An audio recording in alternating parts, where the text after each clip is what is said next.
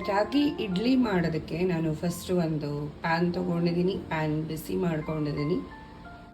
ಈಗ ಪ್ಯಾನಲ್ಲಿ 1 ಸ್ಪೂನು ಆಯಿಲ್ನ ಹಾಕೋತಾ ಇದ್ದೀನಿ. 1 ಸ್ಪೂನಷ್ಟು ಸಾಸಿವೆ, 2 ಟೀ ಸ್ಪೂನಷ್ಟು ಕಡಲೆಬೇಳೆ, 2 ಸ್ಪೂನಷ್ಟು ಉದ್ದಿನಬೇಳೆ, ಹಾಗೆ ಸ್ವಲ್ಪ ಕರಿಬೇವು.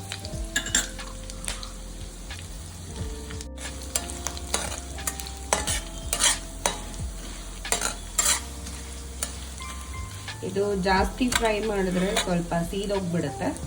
ಇವಾಗ ನಾನು ಇದರಲ್ಲಿ ರವೆ ಹಾಕ್ತಾ ಇದ್ದೀನಿ. ಈಗ 1 ಬೌಲಷ್ಟು ನಾನು ರವೆ ಹಾಕ್ತಾ ಇದ್ದೀನಿ.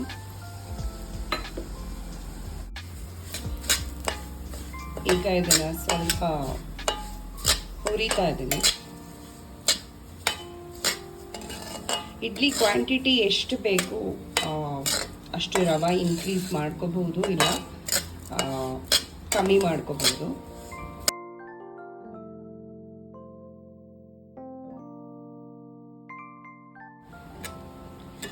ರಾಗಿ ರವೆ ಇಡ್ಲಿ ಮಾಡೋದಕ್ಕೆ ತುಂಬ ಟೈಮ್ ತಗೊಳ್ಳಲ್ಲ, ಇನ್ಸ್ಟೆಂಟಾಗಿ ಆಗುತ್ತೆ, ಬೇಗ ಆಗುತ್ತೆ. ಬೆಳಗ್ಗೆ ಕ್ವಿಕ್ಕಾಗಿ ಏನಾದರೂ ಒಂದು ತಿಂಡಿ ಮಾಡಬೇಕು ಇಲ್ಲ ಇಡ್ಲಿ ಮಾಡಬೇಕು ಅಂತ ಹೇಳಿದ್ರೆ ಆರಾಮ್ಸೆ ಬೇಗ ಮಾಡಿಬಿಡ್ಬೋದು. ಸೊ ಇದು ಇವಾಗ ಆಗಿದೆ. ಸೊ ನಾನು ಇವಾಗ ಇದನ್ನು ಆಫ್ ಮಾಡ್ತಾ ಇದ್ದೀನಿ. ಈಗ ನಾನು ರವಾ ಮಿಕ್ಸ್ಚರಲ್ಲಿ ಅರ್ಧಕ್ಕಿಂತ ಸ್ವಲ್ಪ ಜಾಸ್ತಿ ರಾಗಿ ಹಿಟ್ಟನ್ನು ತೊಗೊಂಡಿದ್ದೀನಿ. ಸೊ ರಾಗಿ ಹಿಟ್ಟನ್ನು ಮಿಕ್ಸ್ ಮಾಡ್ತಾ ಇದ್ದೀನಿ. ಅರ್ಧ ಬೌಲಷ್ಟು ಮೊಸರನ್ನ ಹಾಕ್ತಾ ಇದ್ದೀನಿ. ಹಾಗೆ ಸ್ವಲ್ಪ ನೀರನ್ನು ಹಾಕಿ, ಅಂದರೆ ಎಷ್ಟು ಅವಶ್ಯಕತೆ ಇದೆ ಅಷ್ಟು ನೀರನ್ನು ಹಾಕಿ ಇದನ್ನು ಸ್ವಲ್ಪ ಮಿಕ್ಸ್ ಮಾಡಬೇಕು.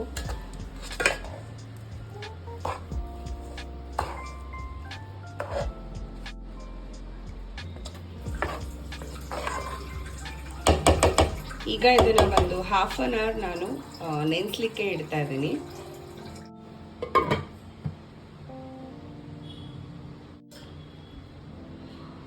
ಈಗ ಇದರಲ್ಲಿ ನಾನು ಒಂದು ದೊಡ್ಡದು ಕ್ಯಾರೆಟ್ ತುರ್ಕೊಂಡಿದ್ದೀನಿ, ಅದನ್ನು ಹಾಕ್ತಾ ಇದ್ದೀನಿ.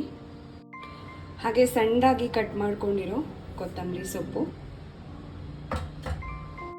ರುಚಿಗೆ ತಕ್ಕಷ್ಟು ಉಪ್ಪು, ಸ್ವಲ್ಪ ಸೋಡಾನ ಹಾಕ್ತಾ ಇದ್ದೀನಿ. ಸ್ವಲ್ಪ ನೀರು ಹಾಕೋತಾ ಇದ್ದೀನಿ, ಯಾಕಂದರೆ ಅದು ಇಡ್ಲಿ ಹಾಕೋ ಕನ್ಸಿಸ್ಟೆನ್ಸಿಗೆ ಬರಬೇಕು.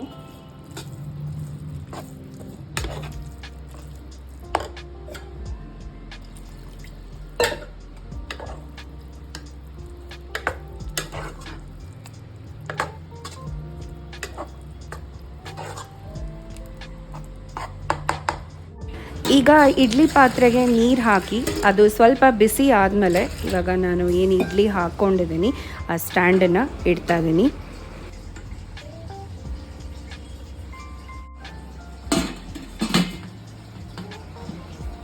ಇದನ್ನು ಒಂದು 15ರಿಂದ 20 ನಿಮಿಷ ಇವಾಗ ನಾನು ಬೇಯಿಸ್ತಾ ಇದ್ದೀನಿ. ಈಗ ಇಡ್ಲಿ ರೆಡಿಯಾಗಿದೆ. ಇದು ನಾನು ಒಂದು 3ರಿಂದ 4 ಜನಕ್ಕೆ ಆಗುವಷ್ಟು ನಾನು ಕುಕ್ ಮಾಡಿರೋದು. ಇನ್ನೂ ಜಾಸ್ತಿ ಜನಕ್ಕೆ ಬೇಕು ಅಂತ ಹೇಳಿದ್ರೆ ಇಂಗ್ರೀಡಿಯೆಂಟ್ಸ್ನ ಇನ್ನೂ ಇನ್ಕ್ರೀಸ್ ಮಾಡಿ ಹಾಕ್ಬೋದು. ತುಂಬ ಚೆನ್ನಾಗಿ ಬಂದಿದೆ. ಇಡ್ಲಿ ತುಂಬ ಉಪ್ಕೊಂಡು ಬಂದಿದೆ ಕೂಡ.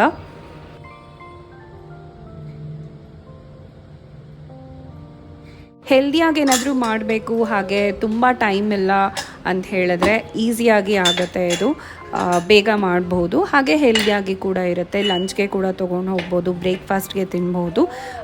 ಸೊ ಇದನ್ನು ಚಟ್ನಿ, ತೆಂಗಿನಕಾಯಿ ಚಟ್ನಿ ಜೊತೆ ನಾನು ತಿಂತಾಯಿದ್ದೀನಿ.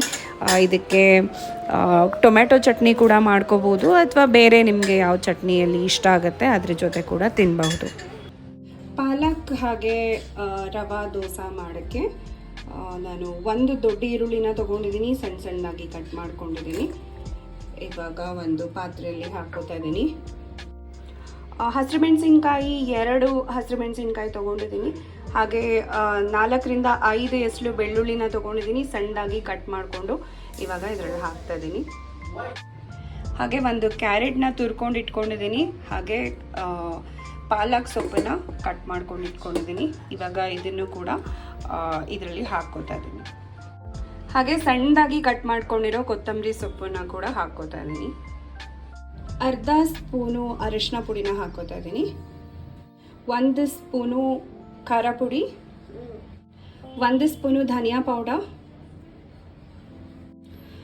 1 ಟೇಬಲ್ ಸ್ಪೂನಷ್ಟು ಎಳ್ಳನ್ನು ಹಾಕ್ಕೋತಾ ಇದ್ದೀನಿ, ಬಿಳಿ ಎಳ್ಳು, 1 ಸ್ಪೂನಷ್ಟು 1 ಟೀ ಸ್ಪೂನಷ್ಟು ಜೀರಿಗೆನ ಹಾಕ್ಕೋತಾ ಇದ್ದೀನಿ, 1 ಟೀ ಸ್ಪೂನಷ್ಟು ಅಜ್ವೈನ್ನ ಹಾಕ್ತಾ ಇದ್ದೀನಿ. ಹಾಗೆ ಒಂದು ಸ್ವಲ್ಪ ಹಿಂಗಿನ ಪುಡಿನ ಹಾಕ್ತಾ ಇದ್ದೀನಿ.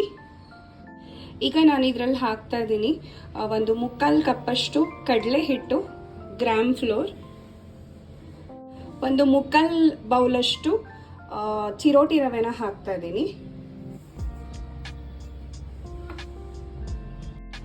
ಲಾಸ್ಟಲ್ಲಿ ನಾನು ಹಾಕ್ತಾ ಇದ್ದೀನಿ ರುಚಿಗೆ ತಕ್ಕಷ್ಟು ಉಪ್ಪು.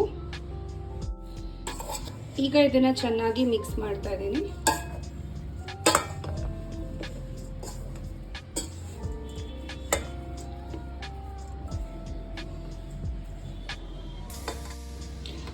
ರವೆ ಸಾಕಾಗ್ತಿಲ್ಲ ಅಂತ ಹೇಳಿದ್ರೆ, ಅಂದರೆ ದೋಸೆ ಮಾಡೋ ಫಾರ್ಮ್ಯಾಟಿಗೆ ಬರ್ತಾ ಇಲ್ಲ ಅಂತ ಹೇಳಿದ್ರೆ, ನಾನು ಇನ್ನೊಂದು ಹಾಫ್ ಬೌಲು ರವೆನ ಹಾಕ್ಕೋತಾ ಇದ್ದೀನಿ.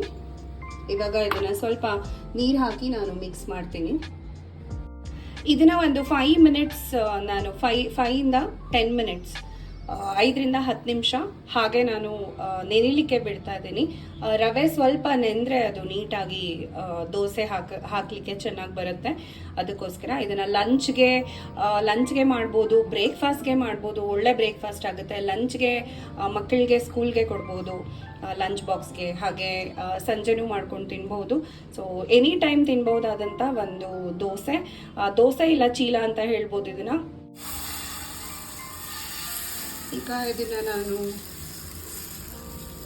ಬೇಯಿಸೋಕ್ಕೆ ಹಾಕ್ತಾ ಇದ್ದೀನಿ. ದೋಸೆ ಥರ ತುಂಬ ತೆಳುಗೆ ಹಾಕ್ಲಿಕ್ಕಾಗಲ್ಲ, ಇದು ಸ್ವಲ್ಪ ದಪ್ಪನೇ ಇರುತ್ತೆ.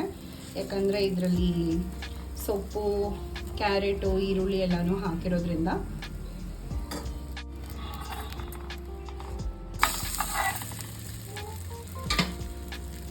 ಸ್ವಲ್ಪ ಆಯಿಲ್ ಹಾಕ್ತಾ ಇದ್ದೀನಿ ಕೆಳಗಡೆ. ಸ್ವಲ್ಪ ದಪ್ಪ ಹಾಕಿರೋದ್ರಿಂದ ಸ್ವಲ್ಪ ಚೆನ್ನಾಗಿ ಬೇಯಬೇಕು. ಈಗ ಇದು ದೋಸೆ ಬೆಂದಿದೆ. ಇದನ್ನ ನಾನು ಉಪ್ಪಿನಕಾಯಿ ಜೊತೆ ತಿಂತಾ ಇದ್ದೀನಿ. ಇದು ಚಟ್ನಿ ಜೊತೆ ತಿನ್ಬಹುದು, ಇಲ್ಲ ಅಂತ ಹೇಳಿದ್ರೆ ಸಾಸ್ ಜೊತೆ ತಿನ್ಬಹುದು, ಕೆಚಪ್ ಜೊತೆ ತಿನ್ಬಹುದು. ನಿಮ್ಗೆ ಯಾವುದ್ರಲ್ಲಿ ಇಷ್ಟ ಆಗುತ್ತೆ ಅದರಲ್ಲಿ ತಿನ್ಬಹುದು, ಅಥವಾ ಮಕ್ಕಳಿಗೆ ಯಾವುದ್ರಲ್ಲಿ ಇಷ್ಟ ಆಗುತ್ತೆ ಅದನ್ನು ಹಾಕಿ ಕೊಡ್ಬೋದು. ಸೊ ಇದನ್ನು ಬ್ರೇಕ್ಫಾಸ್ಟಲ್ಲಿ ತಿನ್ಬೋದು, ಲಂಚ್ ಬಾಕ್ಸ್ಗೆ ಕೊಡ್ಬೋದು ಮಕ್ಕಳಿಗೆ. ಹಾಗೆ ಸಂಜೆ ಸ್ನ್ಯಾಕ್ಸ್ ಇರ್ಬೋದು ಅಥವಾ ಡಿನ್ನರ್ಗೆ ಇರ್ಬೋದು, ಯಾವುದಕ್ಕಾದ್ರೂ ಎಲ್ಲದಕ್ಕೂ ಸೂಟ್ ಆಗುತ್ತೆ, ತಿನ್ಬೋದು. ಹೆಲ್ದಿಯಾಗಿರುವಂಥದ್ದು. ನೀವು ಕೂಡ ಟ್ರೈ ಮಾಡಿ ನೋಡಿ. ವಿಡಿಯೋ ಇಷ್ಟ ಆಗಿದ್ರೆ ಲೈಕ್ ಮಾಡಿ, ಶೇರ್ ಮಾಡಿ, subscribe to my channel. Thank you so much for watching this video.